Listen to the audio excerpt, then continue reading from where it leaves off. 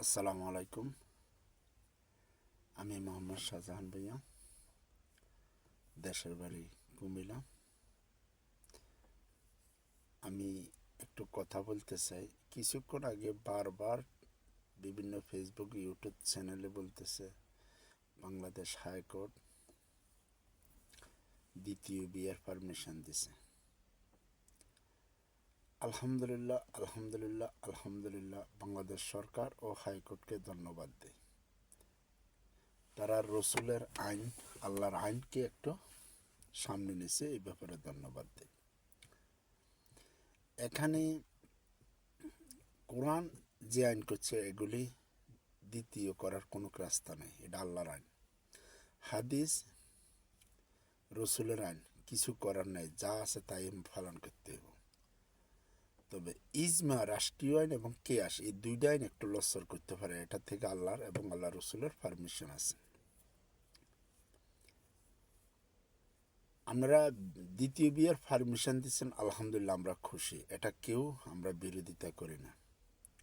আর গানি গুণী মেয়েরাও হয়তো জিনিসটা মানে নিতে পারে, আলহামদুলিল্লাহ।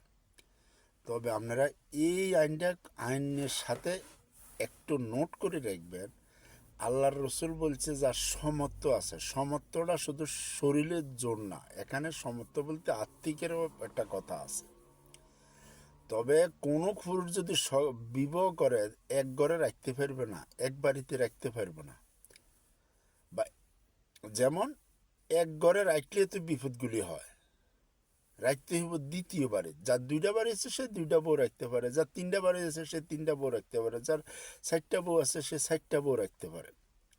আসেন এবার রসুলের হাদিস। রসুলের 13টা বউ ছিল এবং 13টা গড়ে ছিল।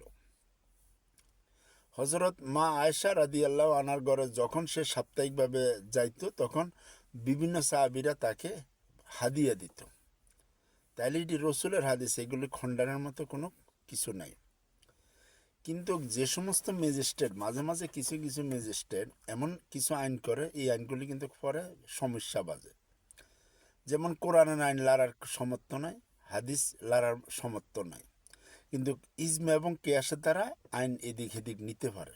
এটা আল্লাহ থেকে পারমিশন আছে। আমার একটা আইনের কথা মনে পড়ে,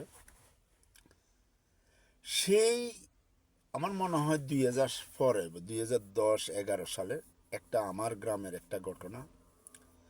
ওই যে বরুড়া শিলমরি বড় লক্ষ্মীপুর, এক ভদ্রলোকের এক হুজুর, ওনার 8 মেয়ে 3 ছেলে, দেখা গেছে মরবার আগাতে মেয়ে করে জায়গা সম্পদ দিয়ে গেছে।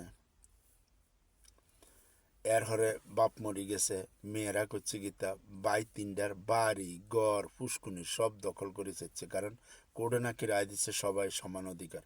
তো ওই কোর্ট, ওই ম্যাজিস্ট্রেট, কোর্টের কথা আমি কই না, কোর্টের তো 90% মানুষ ভালো বিচার করে, 2-1টা ম্যাজিস্ট্রেট তো বদমাশ থাকতেই পারে। যে ম্যাজিস্ট্রেট রায় দিছে তার তো কথাটি তো কোর্টে উঠছে যে বাপ মরার আগাতে জমি দিছে, এখন বিনিময় আছে শুধু 3 ভাইয়ের সাদা সিধা কদুর জমি, মানে 5-6 ঘন্টা জমি কদ্দুর ফুসকুনি। তো ইডা আবার মেয়েগো বাঘ বসা দিছে। কিন্তু দেখা গেছে আজ যে 20টা বছর ওই বাড়ির মানুষেরা ছাই থাকে, পুরুষেরা ছাই থাকে, বাইবাতি যারা ছাই থাকে, ফুফুরা বা ওই বুড়ার মেয়েরা মাছ ধরিলে যে গায় ঘরের ভিতরে ঘর উড়ানো, মানে এই ধরিলে যে গায় এই ধরিলে যে গায়। তাইলে যেহেতু ইজমা এবং কেয়াসের দ্বারা আইন পরিবর্তন যায়, ওই ম্যাজিস্ট্রেট আইন করছে তে আইজও গালি পাইব। আর যারা ভালো করে তারা তো ভালো হইব, আলহামদুলিল্লাহ। খুদা হাফেজ ভাই, আল্লাহ সবাই ভালো রাখুক।